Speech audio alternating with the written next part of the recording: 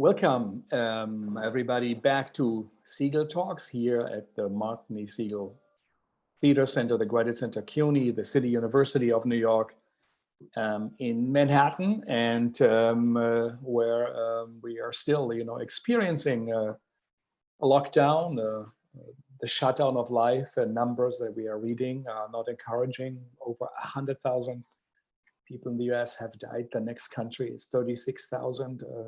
Britain actually also is very high, but it's still, why is that the US? Why so much in New York and New York City? What's going wrong? And something seems to be not working, that the structures of society, the fabric of it has been exposed, what's working, what's not working. And we are experiencing it really with our bodies in our daily lives that have been so disturbed by that COVID-19 crisis. We having talks all around the world globally, from Egypt, Lebanon, Hong Kong, Taiwan, Hungary, Poland, everywhere to listen in. Of course, also our New York and American artists. We had just in Bogart with that yesterday, who shared with us her experience of this unusual time, the time where the world hit a break, and we are all of a sudden stopping in the middle of the tracks, and we have to really rethink what we are doing. We experience it. We also have the time, but it's existential for many, many, many places in the world. Some are better off, some not. It seems to be strongly connected to leadership, political leadership, and that government often does a good job. We hear from artists who are very grateful of our participatory democracy, and it works. And in other places, it's not working. So we have to find ways that it's best organized for societies. And in those countries where things are working out, theater and the arts also seem to have an important place, a significant place. They are part of solutions. And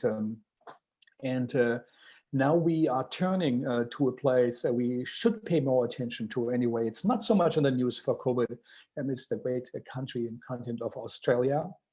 And we have with us Patricia Cornelius. She's a legend in her time in Australia, a great worker, warrior, and fighter in theater, a playwright whose work always has focused on class and social structures, and also focused on the experience of minorities in her country, which of course has a very special history. She came to our Penworld Voices Festival also, and now we have her with us. So Patricia, thank you for sharing. And I always say that, where are you and what time is it?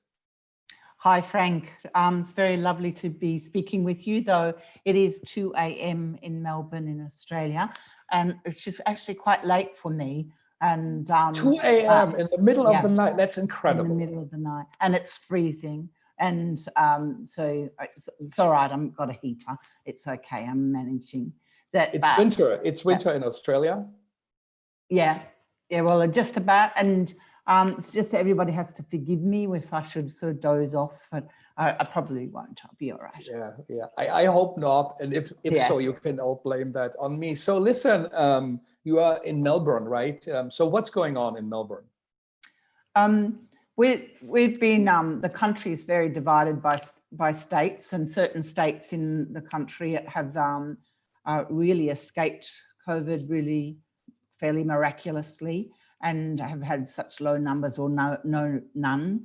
And but in Victoria and New South Wales, there have been quite a number of people with COVID, and there's still some sense of being very anxious about distancing and isolation, and just really, it's sort of difficult to talk to you in New York and in America when we're so aware here of how it's hit America and New York in particular, and that we've heard that news. And in a sense, we feel like we're sitting pretty comfortably, and there's been very good results in very few deaths and very few numbers. So what are the numbers, more or less?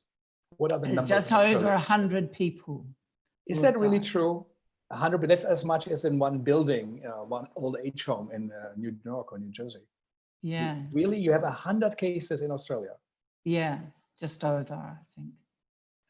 Yeah. So partly we've come later, and I don't know about that, but partly there's a sort of sense that there's more to come, and the second and third wave is talked about. But mostly people are feeling like it's all over, I think.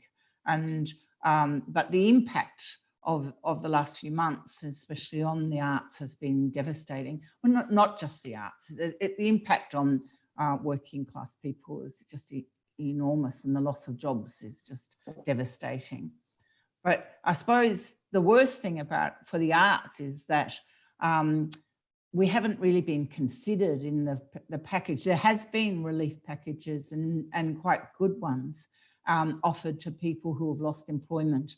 But of course, our artists don't fit the criteria, and so we fall through the cracks. And I think it's going to have a huge impact for years and years, because there will be so many younger artists who will not manage this time and perhaps seek to do other things, and more than likely will seek to do other things.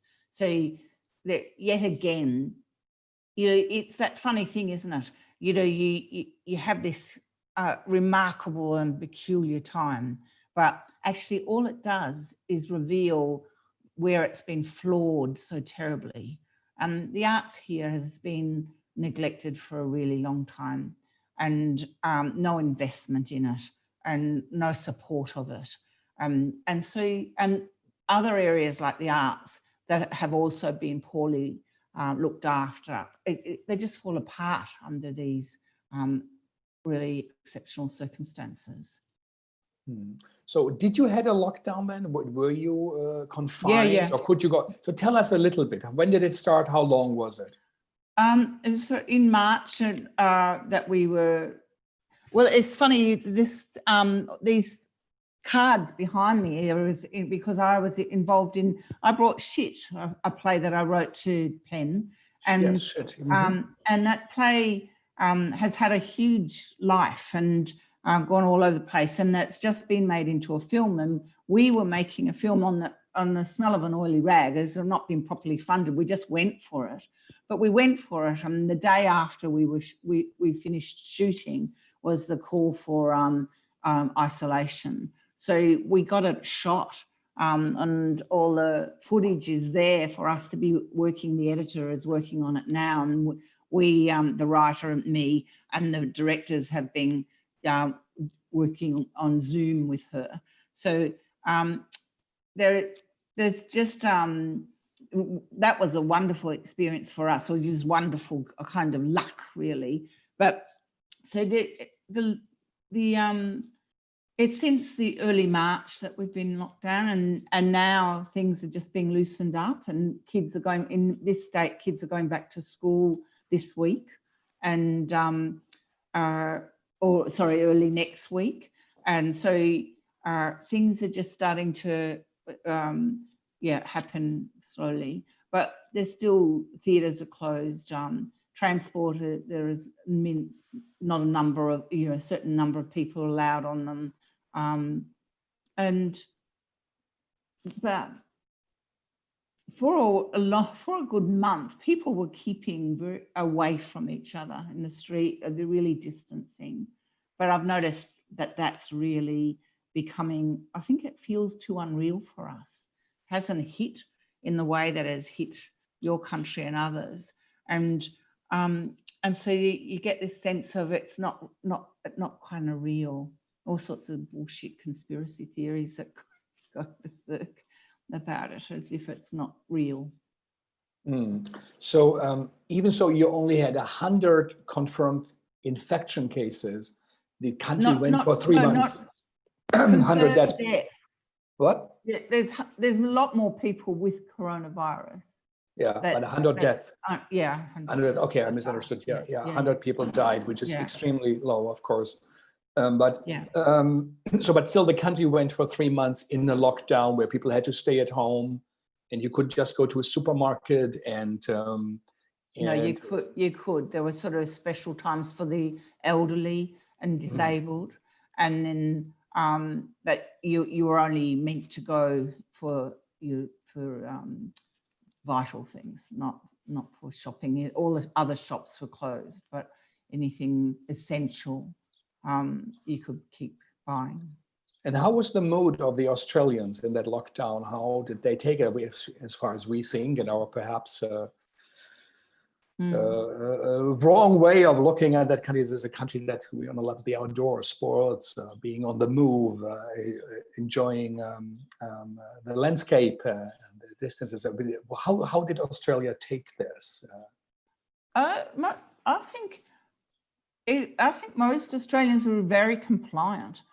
We see the footage of demonstrations in America where people are in a fury about not being able to go to work and the whole distancing stuff. And we had very little resistance to. We were quite compliant in keeping distance. I think it frightened us, and people, especially the Aboriginal community, Indigenous community in Australia, were very, very wary of how this would devastate communities, and I'm very mindful of, and most of Australians were quite mindful of that. So all travel interstate stopped, and I think they've only just opened up certain parts. Certain borders are still closed. The Queensland border is closed to New South Wales, for example, and to Northern Territory. And the Northern Territory is very wise to just keep their borders closed, people out, travel and tourism out until this is way over, because of the vulnerability of Indigenous communities there. But generally, we have been really compliant, really sort of towing the line in terms of the leader of our state, Andrews, has been very, very stringent with us, in particular this state, and kept things closed and kept distancing much longer than other states. And people have actually liked him for it. They feel like he's looking after us before this very remarkable now push to get back the economy over health, that debate that's happening all over the world, and where you are not willing to look after people in the way that you were when it was in the early days. I think it's stinging a bit in terms of the economy now. Mm-hmm. Well, that is interesting to hear. Italy also, as far as we know, very much the Italians listened to it. In France, people were very hard. They did not listen to the government or had a free independent spirit. They actually had to print out forms and carry it with you, show to the police. People who are on bikes were fined $200-300 or euros. In America, of course, it's schizophrenic. Our president says to people to inject disinfectant.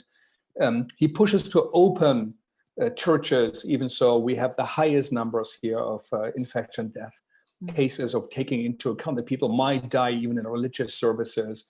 In Texas, the store owners hired militia, people with semi-automatic guns here, and then made up army closers to fight the state who forced them supposedly to close things. Meanwhile, in South Africa, they said we close all our liquor stores because we don't want domestic violence to go up. In South Africa, they even closed tobacco stores with the problems of a black market. And now we have, I think almost 1 out of 4 workers in America filed for unemployment. There are studies that, once unemployment is more than 15, 16, 17%, it's dangerous moments for societies. And so we are in a very unstable moment. We don't even perhaps see it when compared to an Australian situation. It is stunning, really stunning, the difference. It's of course an island, a big island. There are many reasons. You don't have 5 million people in one city using the same subway. But still, there are structures that are out there, forms that are not working. Do you feel Australia as often kind of the world passes by, or what happens in the world? Is that a feeling of a remoteness from what's happening on the globe, or? I feel I think that we talk about a thing that's been all my life is the cultural cringe, and that there's a kind of embarrassment about being Australian, that Australia is a backwater, that Australia is not part of the real and vibrant world, and it's especially in relationship to the arts, like we import so much, and we think everybody else's work is so much better.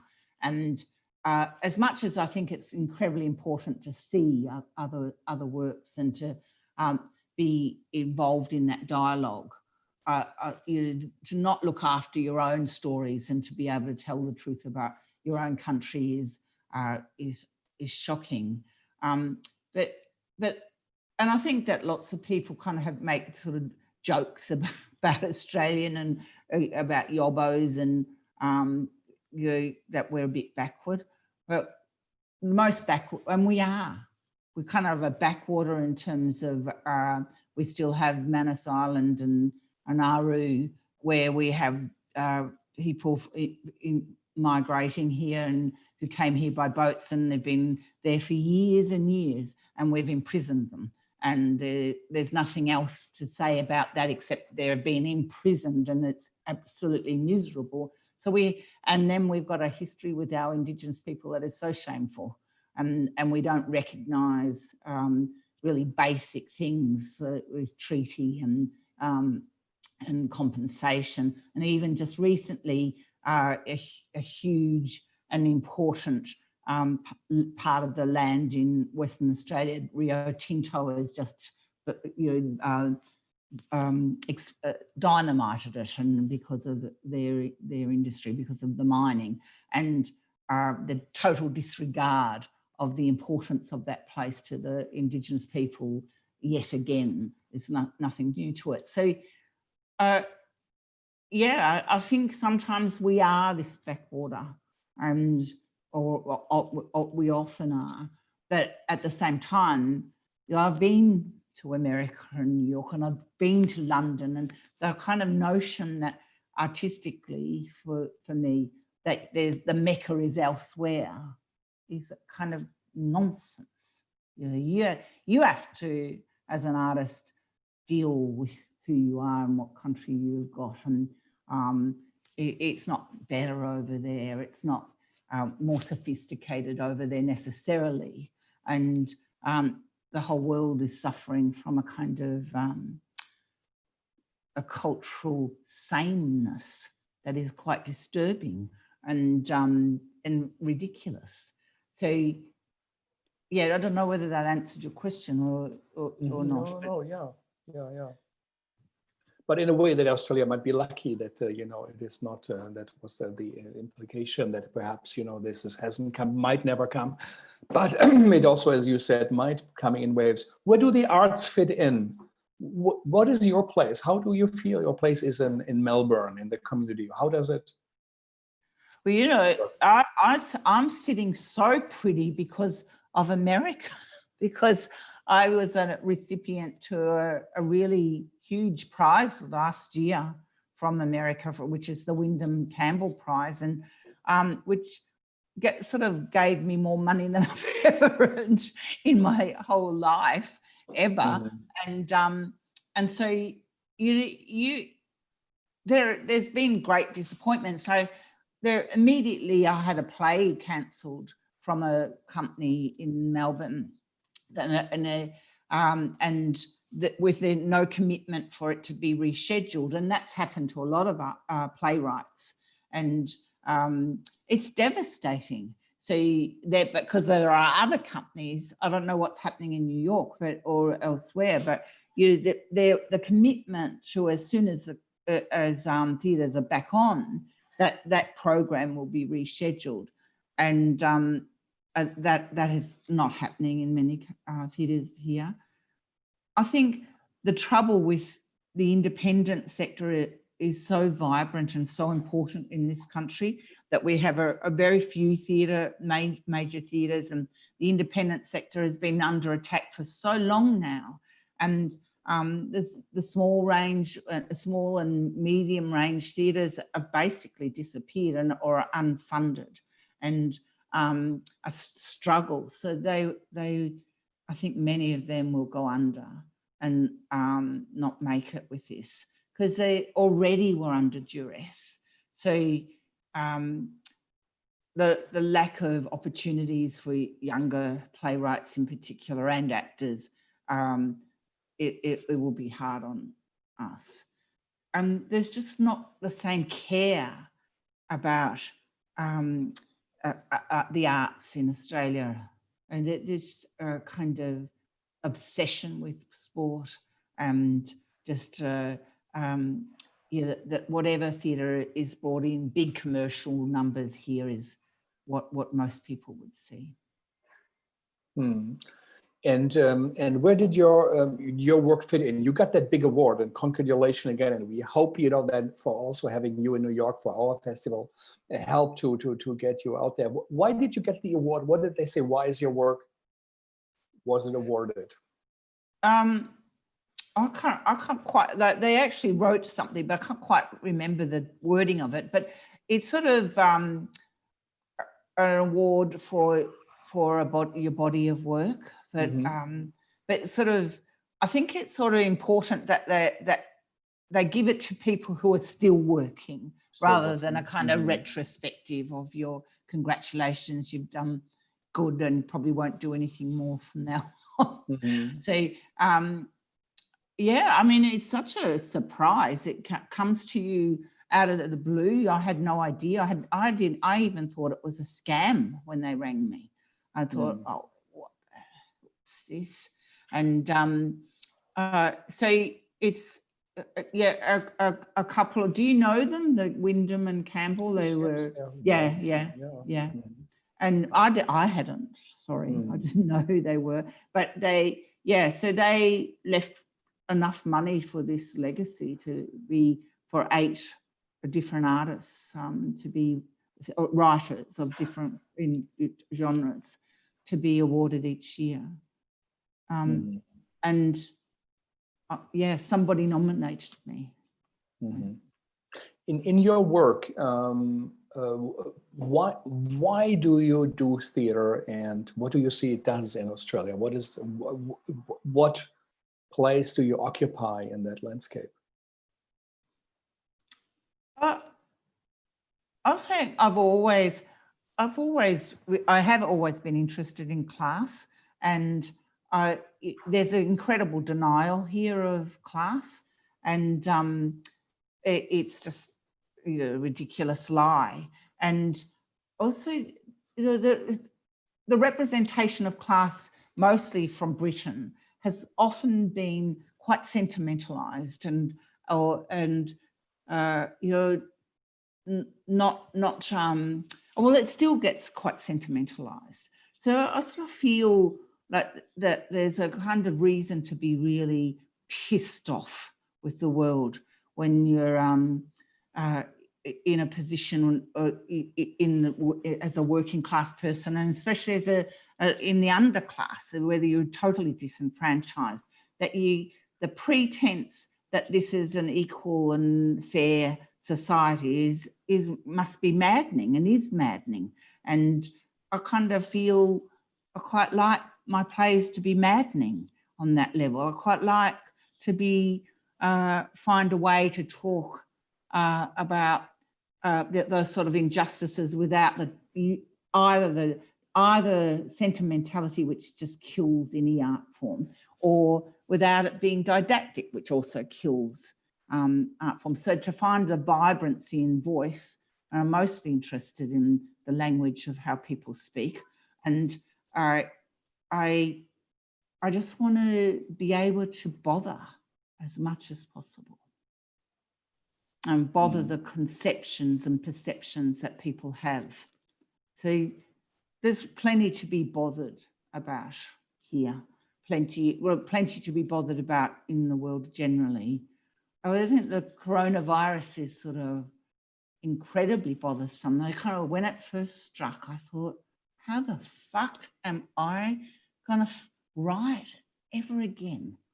How can I, what can you do with this? It felt so distracting and so overwhelming to be able to kind of capture anything like this. It seemed so surreal and unreal. And I thought that the good thing is that playwrights could only go for the jugular now.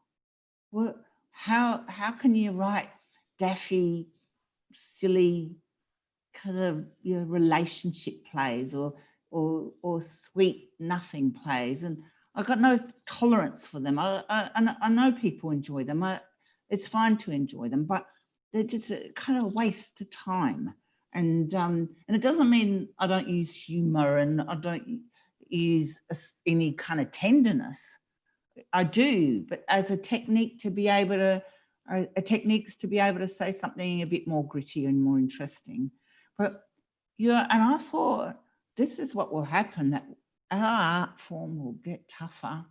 But now I know that actually that's not going to happen, that there's already talk of kind of things, people wanting to laugh and people needing a softer approach, needing to hear stories that are heartwarming, needing to hear crap.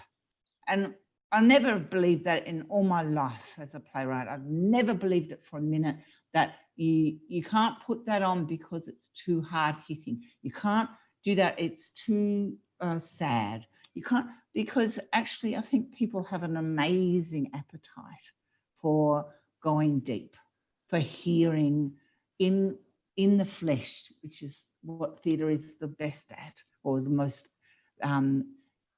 powerful in. And there's such an appetite for it, and it's, the other is a lie. Mm. Mm. Yeah, this is so very true. And your play also is shit what you showed in New York, you know, those young girls where you didn't know what really happened to them. And I think you went on trams or through the parts of Melbourne where you picked these things up, and there was the truthful and serious, but also playful, but felt you mirrored something and touched and on something that resonated. What stories do you think we need to hear? What if you say in this Corona time or after? What do you feel is what theatre should be all about?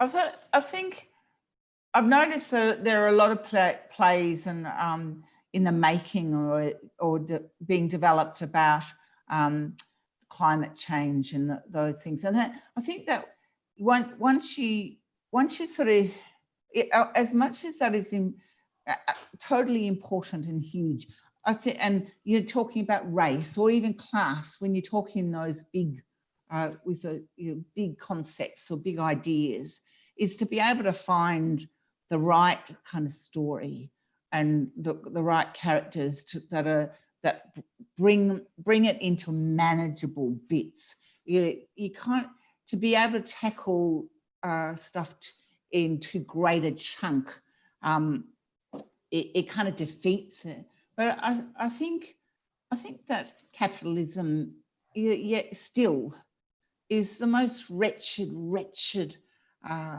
system, and people get tired or get kind of really like, oh, it's so old-fashioned, Patricia, or that you can't talk that kind of talk when actually it's in our face. And the coronavirus is that we have not got the health system that kind of looks after people.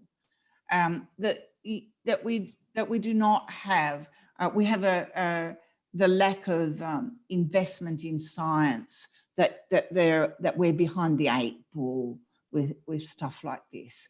There are not already kind of mechanisms in place. Where really, what's capitalism?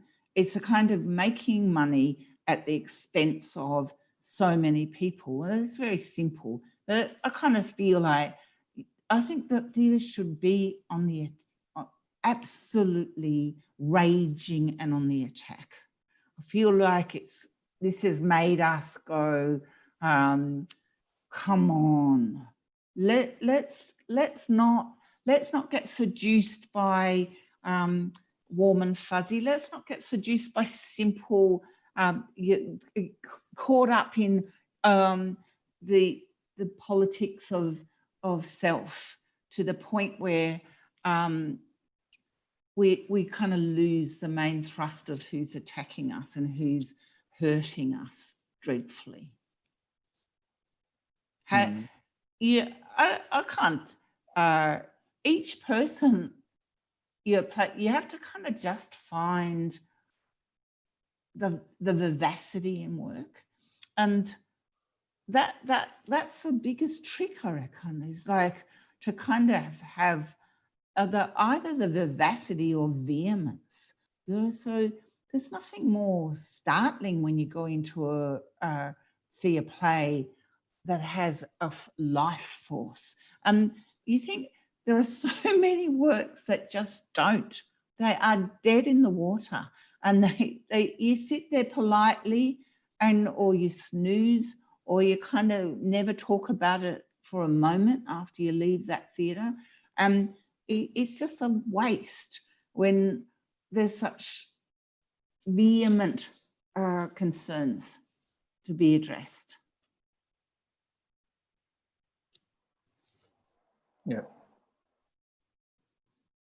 Do I sound a little bit lecturing? Not at all. No, I think this is very serious and important to hear. And I think the rage, and I think, and Bogart yesterday also talked, how angry she was when starting out as a theater. In a way also, you're saying, it was good, it gives me something. There's an older story of, I think it was Goethe, who, German great writer, wanted to visit Schiller's working room, and he was never allowed to get in. One day Schiller wasn't at home, and Goethe lied to his wife and said, no, he told me I could come in. And he went to his desk, his standing desk. At that time, they would dictate to their writers, or they would stand up, they wouldn't sit down.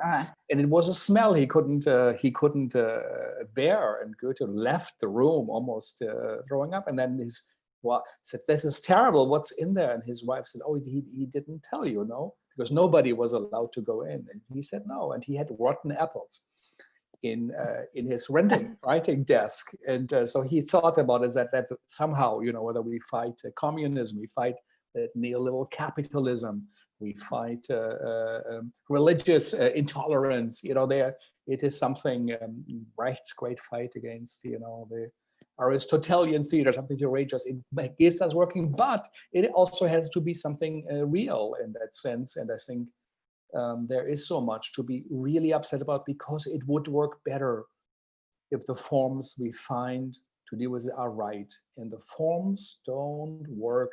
We have to find new ways of dealing with the world we all live in. And I think theater, in a way that's always also looking for forms, has some answers, has some things that can offer in the sense of the minds of community and of the individual. So if that rage what you have, or that seeing realities and not getting the sugar candies plays and that are not good for our health, but so how you see reality, how it is, how do you put it into work? What have you found that works in your writing, in your thinking, and for theater? How do you translate it into your work? I think most of the time I'm trying to use as much trickery as I can without it being fussy or busy or a ruse. I'm not kind of trying to trick somebody in that way where you sometimes go, you get a kind of twist in the story that you weren't expecting, but it doesn't delight you. You feel a bit cheated that some elements have been left out, but more that it has to be an act of seduction theatre. I think that people have to, as instead of the warm and fuzzy and telling inane stories, it still has to delight. And I suppose more and more I'm interested in how language can delight. And I like the vernacular. I feel that street talk is so gorgeous, and also quite, I poeticize it, if you like, a bit, because it also can be so dreadful, so shocking and so banal in the opposite way. But there's something in the humor of it and the power of it, where now more and more language is the thing, the vivaciousness in how people are talking. It's interesting now, isn't it? Because people are doing all sorts of things to rediscover how we can get to work again when we can't have people, or people might be afraid to go to the theatre for a long time. But oh God, I feel so mournful at the idea of how, I hear lots of things online and people are doing all sorts of experiments where actually there's no kind of real audience anymore. And your theatre in particular is the vibration that you get just when you're watching your own work, and you can learn on that opening night or a preview, you can learn from everybody in that theatre so minutely but so clearly what it sounds like, or how it's working. And there's a kind of that vibration from just the personal experience of sitting there, let alone just what you're watching and seeing in the flesh, and how that affects you and moves you differently from film, from screen. And just to be able to get people back into the theatres and be unafraid. It's gonna take some time, I think. Mm-hmm. And that will damage us even more. But to go back to the kind of techniques of, I think there's just a lot of seduction of being able to use any technique you can in how you get to have characters even speak. Sometimes I think, oh, this is just so hard. Well, how do they start opening their mouths in this weird artificial world we create with lights and set and all sorts of effects? How do you break through so that the artifice doesn't kind of kill you and or just offend you? So somehow I think you have to find the story and the characters to tell that story that are really have something great to say. And there's lots to say. There's lots to say. Mm-hmm. There's a lot of the arts not interested in what they have to say. That's the hard part. If you want to write tough and powerful theatre, you're not necessarily going to be you're accepted with open arms. Not at all. Not at all. It's surprising how frightened it can make a lot of theatre companies feel, rather than delighted or excited that you'd think they're nervous about who they offend, especially if you have a subscription audience and the people that you keep faithful to you, so that you start to presume that they want only a certain type of theatre. That's always been. Yeah.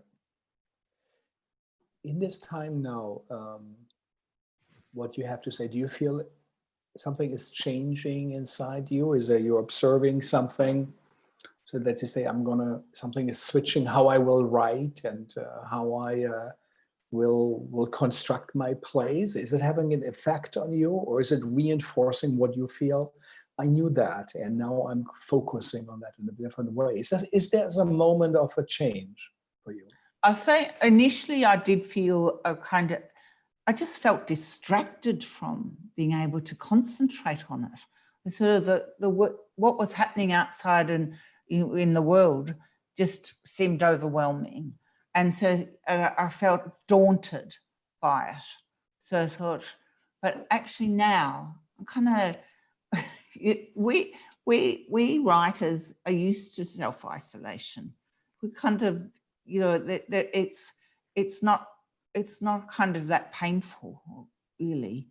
So now I feel my concentration is back, and I can find my way through this stuff without it daunting me any longer. But I definitely think it has to. You have to consider the kind of the form that it might take. But I'm not sure about that, Frank. I feel like you always have to kind of find the right form for a particular story. But the distraction is less now for me. And I feel I can work more clearly again. So for 2 or 3 months, you couldn't really write, and now you are sitting down and work? Yeah. I know, well, even more, I'm the kind of most undisciplined. I have a garden, which is sort of, thank God, because you kind of, I write a really good little bit of text, and I go out into the garden and celebrate for half an hour, because I feel like, oh, I've done it, I've got something. And even though that seems frivolous, lots of ways it's like walking, or sometimes ideas have an accidental kind, or they need an accidental kind of diversion where you become clearer about something. So I don't always just do not all my work is done at the desk, is what I'm saying.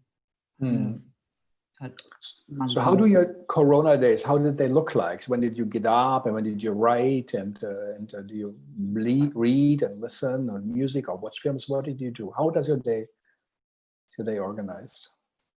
My days? I've got my son who's sort of probably he might think he's stuck with me. So he's been away and he's come back to Australia, and he was living with me or staying with me, and then the coronavirus came in, and so he sort of was a bit stuck with me, and which was actually fine, good stuck, but maybe not so good stuck for him.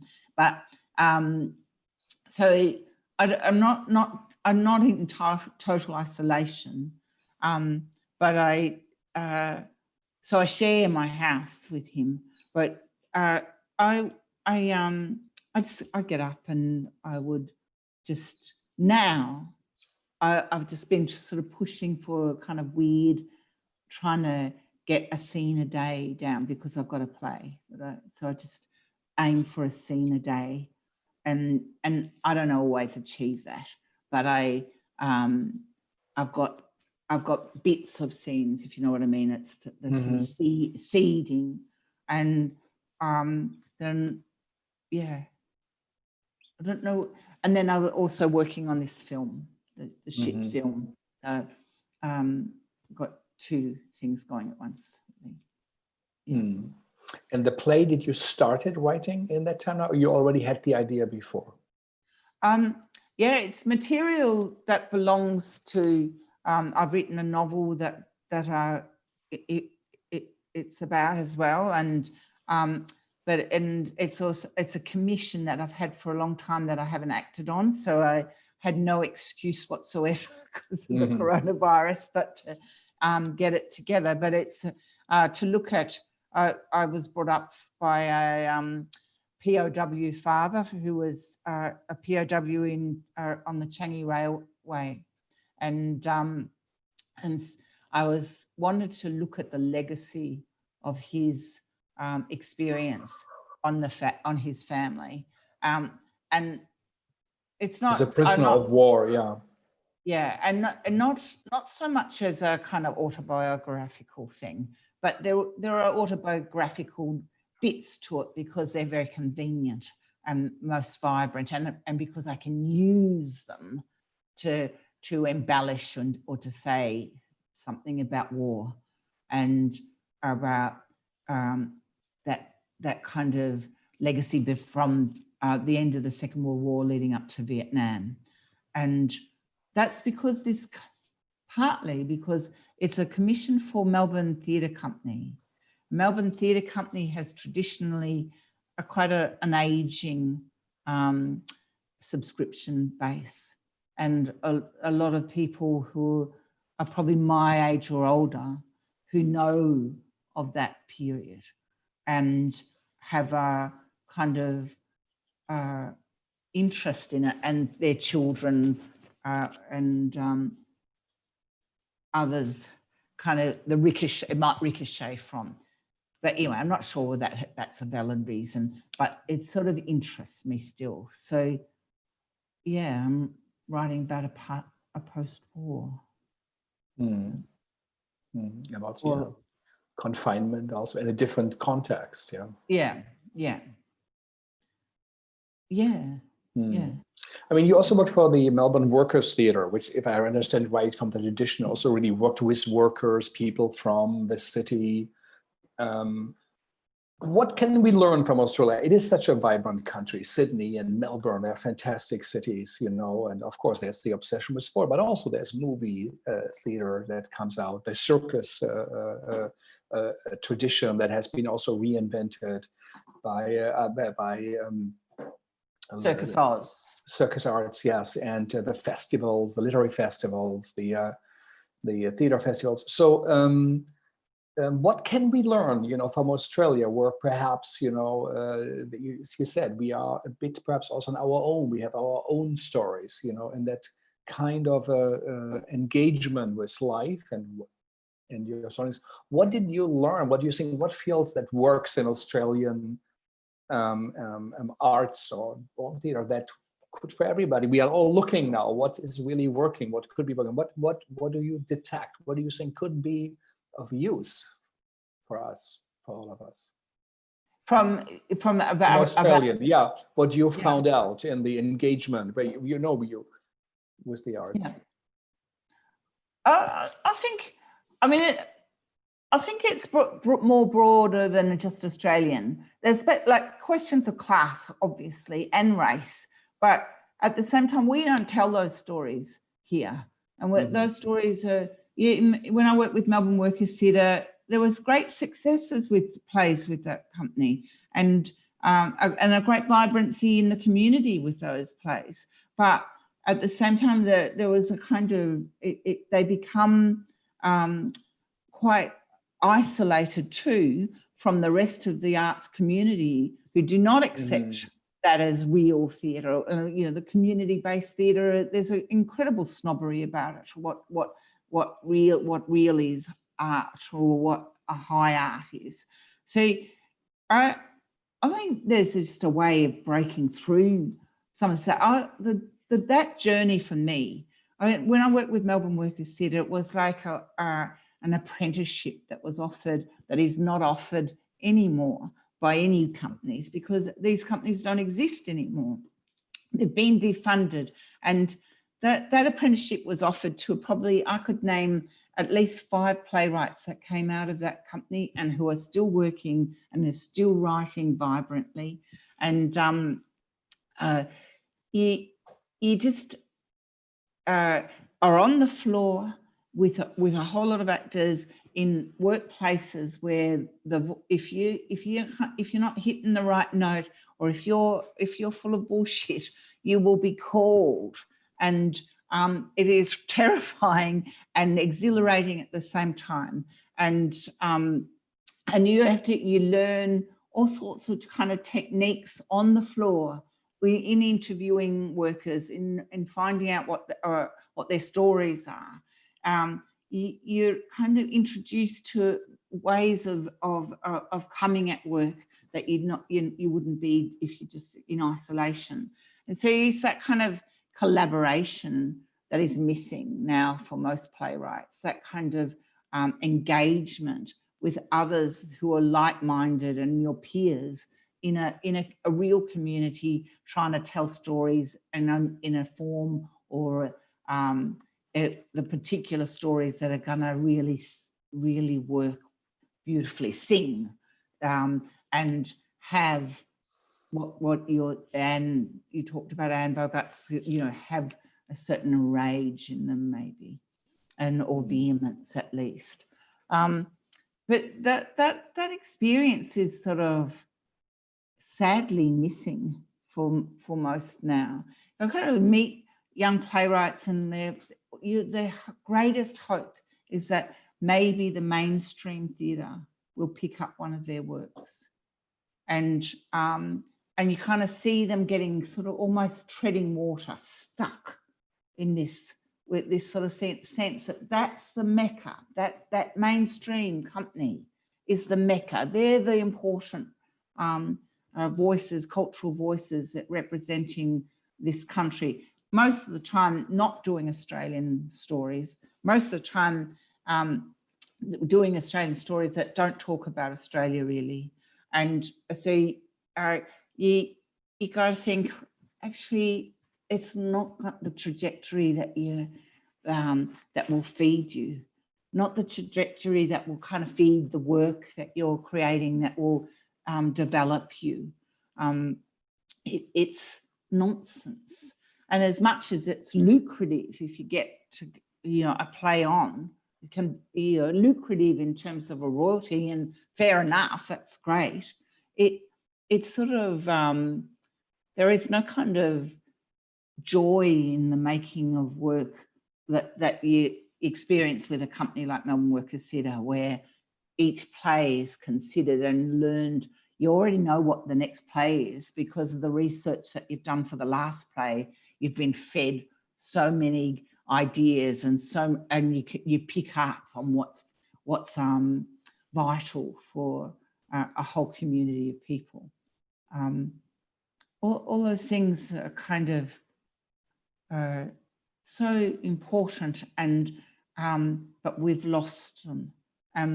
This is, with the coronavirus, going to lose more, the few that we've got left, because it's just not sustainable, and they're not getting any income whatsoever, or income assistance whatsoever. So it will be quite a devastating effect, you predict, for Australian theatre, where you say that is looking for truth and also wants to delight and enchant, but people might not want to see it, or opportunities to be trained to connect to them are missing. Do you feel Australia found a way to connect to the indigenous culture in a better way? I mean, in America, it's also, I think it's a disastrous way. And I think the Spider Women's Theatre, a great theatre company in New York, they said, we would love to have our own theatre. We can't even get nobody. We don't even have our own theatres nowhere in the US, right, where we can tell our stories. So much has been taken from us. How come we don't even have a little tiny 80-seat theatre? No one supports us. How can that be in the richest country of the world? Also, it's stunning as how little it's represented in museums. Very few museums have collections, significant collections. Often they were done outside. How is it in Australia? And Did you find ways to to collaborate, to include, and there are each state or most states have an Indigenous theatre, and Melbourne's Indigenous theatre is the obituary theatre, and they struggle to keep funding, but they are funded, and vibrant. I think that the question of race for a writer is so important as a white writer, because there's lots of discourse here about who has the right to represent characters that are not from your ethnicity. And I mean, it's a bit like Lionel Shriver when she came and there was that kind of event in New Zealand where there's a walkout of women of colour who were furious with her because she was basically saying, as a writer, she has the right to write about anyone and anywhere. And partly I sort of go, there's a truth in that you can't, if you just keep writing for your white community in a white world, then you get a white theatre. And how am I going to keep doing that unless I take the risk sometimes to write and the daring to write for an Indigenous voice? And that's the risk I think one has to take. And then you cop it. You cop it, bad if that community is pissed off with what your voice is, then you cop it. But otherwise, you're stuffed, really. Like you're stuck. But did you say that you don't? Does America have a national museum for its Indigenous? Yes, I mean, there's the Smithsonian, also the one in New York, there are museums, but still in the major collections, or if you use the numbers, also of smaller museums, of course, it's a lot of European art and American modern, postmodern art, perhaps, and that's good, but the balance is not right, and something is Can I just tell you that we don't have one. Mm-hmm. Oh, you don't? Yeah, no, and it's huge contention here. Yeah. Why in the hell we wouldn't have one, because it would be visited not just by Australians, but by people from all over the world. There's an appetite for it and there's a great interest in it, but we don't have one. And it's so kind of telling. You think, my God, this country is in such denial of its history and concern for its telling that you don't invest in something that actually would probably make them money. It's bizarre, but it's about not wanting the truth to be told. And that's not new to Australia, but it's definitely big in Australia that we do not want certain things talked about, and that's definitely in terms of our Indigenous past. Yeah, and as you point out, these harsh policies against refugees, the immigrant community, what we heard, how they were, refused in, and these kind of camps were set up. Also, the complications on gay marriage, same-sex marriage, which should not really be. So there's, as you say, there's so much to fight against, to rage about. But your prediction is it will not bring Australians together to be more aware, to think about all communities and to strive for a better form. Your prediction is that this will be one more milestone on the way of less caring, of less being involved, or less attempts to heal the society. Is that what you say? That's like the fundamentals. So like your country, where you've got such dreadful health care for generally across the board. If you can't afford it, if you can afford it, most probably it's the best in the world. Right, if you can afford it. But what the coronavirus reveals, isn't it? That who's going to be the most vulnerable is those without it, and who can't afford it. And it's the same here. Like, it's sort of who if there's no investment, it's so poor, the investment in the arts, that it's already that poor. Do you know what I mean? Before, so the coronavirus is just exacerbating it. It's sort of already, there's not a fight for it. There's no kind of a general sense that people see it as something that's absolutely essential for their life, is on the arts. That is not the feeling here. Yeah, So, it'll get worse. Yeah, it is of course the hope that being deprived from it, like being Thomas Oberender talked about it, it's like, man, you go on a diet, at least you think about food, you know, and that the hope is, you know, that people will long for this. And theater does represent life in its perhaps most beautiful form, at least that's what we think, you know, of celebrating community ideas, the history of freedoms, the history of justice, that theater has made contributions on that long march through history. And if we don't have it, that we even miss it and perhaps fight more for it. You already did say, you know, something about very important. You say, be angry, be upset that what we look at is not working. It's terrible to tell the truth, even if it's uncomfortable, if it's not in the interest of your career. But for coming a bit closer to the end of the talk, to the people also who are listening, playwrights, directors here in the US, but also from other countries, what do you feel is the most significant meaning, what we should focus on, what should we keep in mind in that time of confinement that goes on longer than for you in Australia, where it opens up? But what do you think we should take from this? What is something we should not forget that comes out of that Corona time, and what perhaps will help us to change things? It's hard not to harken back to the good old days, you know, like, and so I sort of feel like that there will always be those young people or people who newly find theatre and how it can work and how wonderful it can be, and they find each other and they find a space and they do all sorts of, you know, sometimes ludicrous and sometimes extraordinary workshops together, and develop works that are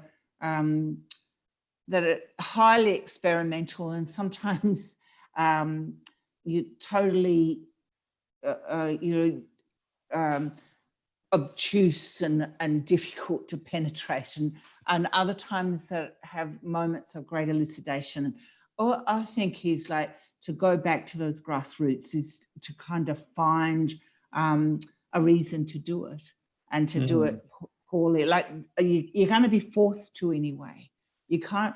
There won't be the infrastructure for you, so you kind of make those nests, if you like, together, and you kind of learn from each other, and you fight with each other, and you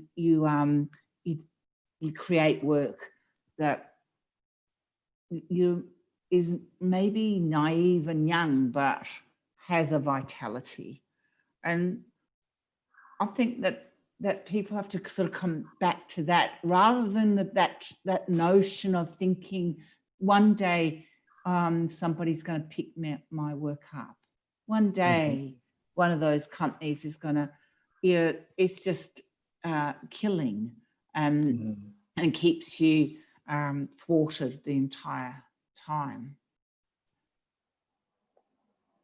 Yeah, no, this is important, and you make an important contribution to theatre and world theatre, as you know. The prize about the raging. You sort of like, you sort of think it's drama.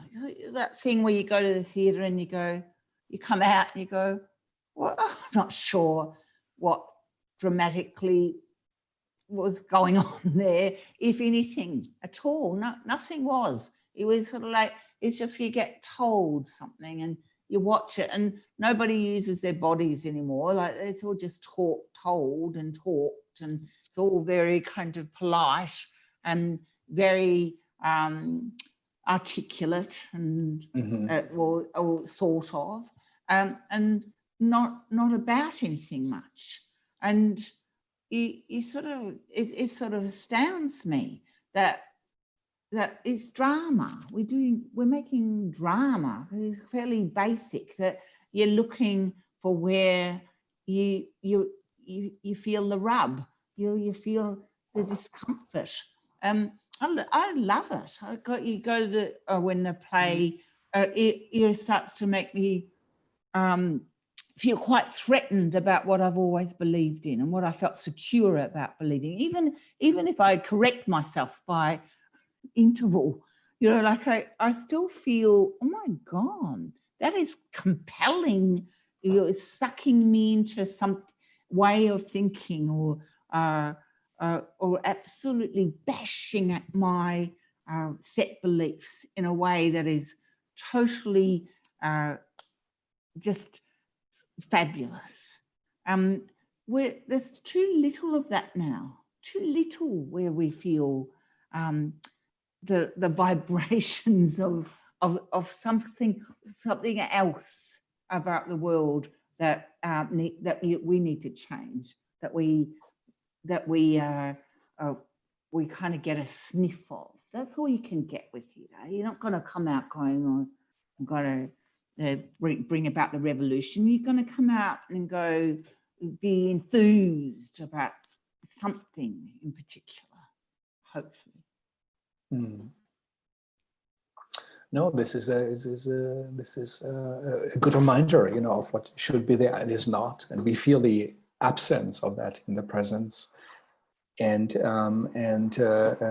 we all have to see it. It stands for something much larger that it is missing, and we have to find ways, all of us, to create those spaces as audiences, as funders, as governments. They are significant, they are vibrant, and they reflect and also change because of their very existence, and just observing and seeing how brains work to leave our own VR headsets. It's all set, as Jung and Freud would teach us, we are lost cases. We are already incorrectable. We cannot escape our own ecosystems, but the only way is perhaps in theater, that for a short time you see a different reality, and it's right. On stage, it exists there, but it's not. It's fake. It's open, and you go back, and in that moment opens something, opens a space for reflection, of accepting, but as you say, it has to be serious. It has to be real. It has to be truthful. It has to be shocking. And Bogart spoke of the terror of watching theater, when even you don't understand what it is, but there's a bigger, larger force. So really, really, your work was so beautiful, also what you presented when you came to us. And I like the idea of you going through the streets of Melbourne, or sitting in that tram you talked about, and taking notes, how people talk, how young, also younger generations, where you observe there was such a young, useful writing of those girls where you didn't know where they are going, what happened to them, where will they be, but you felt a slice of something real, and it was imagined, but symbolically it was representing, as you said, your stories and what your town, your country. So I think it's a lot to be learned from, and it is a vibrant, at least from our side, also country. We, the back-to-back theater, Ricardo Mundo, and many others of what you have there in the festivals. But yes, there is something is terribly missing. And also here in our country, and we have to reconnect to that. It's of real importance to save us, the country, our lives, and also to make life worth, and what it's all about. So thank you, Patricia. This was truly great to listen to you and hear your thoughts. You're also serious and evaluation. And, thank you, Frank. It's lovely to talk to you. Really, and how it is at the moment in your country, and there's a snapshots from around the world, and of course we would speak to someone else. It's always a different reality how it's experienced, but these are real moments, and you are great artists, and we and can learn a lot from this. But I think your appeal to be aware of class and race and struggle do not go over it. Do not, make sugary donut drinks and food. Do something that's serious, that also is good for you and for your brain and for your health, for audiences, and also something that represents the world we all live in. Tomorrow we have Hoi Fai Vu from Hong Kong, and all of a sudden there, everything turned very serious. I think this lockdown slightly is opening. First demonstrations are happening, but it's a very serious situation. Huge arrests, I hear. Yeah, and how does theater fit in there? How do you do that? And what is the role there? So I can't wait to hear from that next week. We will hear from France and from Italy, hear from New York and other places. So thank you really for staying up. It's now 3 p.m. past 3 a.m. in the night. That is like in your old student days, but maybe you are working in the nights. And anyway, as we often are nocturnal creatures. But really, thank you. That was very important to hear from you. And I enjoyed your listening to you and the idea. Tell something what's real with fury, but also with delight. I think you said that, there has to be some delightment in there.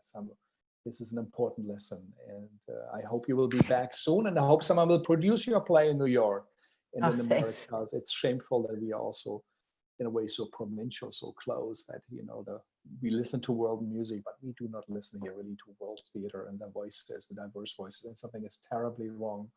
And we have to be part of changing that. So thank you again. Hope you all will listen in tomorrow. Thanks to Halron, DJ, and Thea, and Travis, and our Segal team, Sun Yang and Andy. And thank you for taking the time out of your life to listen to this. It's very important and significant what Patricia told us. And it is a remedy to really, for a society to be aware of the structures we all live in and to see what's not working and to take it serious and be furious about it. But also find a way, a form to tell these stories and to form it. So thank you. And I hope you will have good dreams and a good night to you there. Bye-bye. Thank you. Bye-bye.